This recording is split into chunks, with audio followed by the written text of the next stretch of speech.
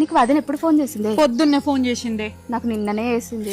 ఆగుండ్రే, shopping అనుకుంటే ఉరుక్కుంటే అచ్చుడు కాదు. ఆడబిడ్డ కట్నాలు ఏం పెడుతుండే అడగాలి అక్కడ. అడుగుడే అడగకుండా కలుతుందానే? ఓ నువ్వైతే బాగానే అడుగుతావు గాని పేరొగరిది ఊరొగరిది అన్నట్టుగా అడిగి బదనాం అయ్యేది మేము, దెబ్బకపోయేది మాత్రం నువ్వు. ఇక్కడనే గొడవ పెట్టుకుంటారా? లోపలికి పోయి అడిగేది ఉందా లేదా? సరే పండి లోపలికి పోయినాక సంగతి. ఏంటి బావా, మీకు కొంచెమన్నా టెన్షన్ ఉన్నదా? పెళ్లి బట్టలు కొనాలి, షాపింగ్ వెళ్దామన్నారు, మళ్ళీ సెల్లులు పట్టుకొని కూర్చున్నారు. ఏంది వదిన, అక్క వాళ్ళని రమ్మన్నావు కదా, వాళ్ళు రాకుండా పోతే ఎట్లుంటే చెప్పు. వాళ్ళు రాదే, వాళ్ళు రాకుంటే పోతే ఎట్లుంటది? వచ్చదా కాదు, అవి వచ్చినట్టే ఉన్నారు. అగో మన కోసం వెయిట్ చేస్తున్నట్టు ఉన్నారే. అదైతే రూపాయి ఖర్చు లేదా? ఎందుకు చూడరు? ఓ వదిన వాళ్ళు వచ్చింది, రాండి వదిన.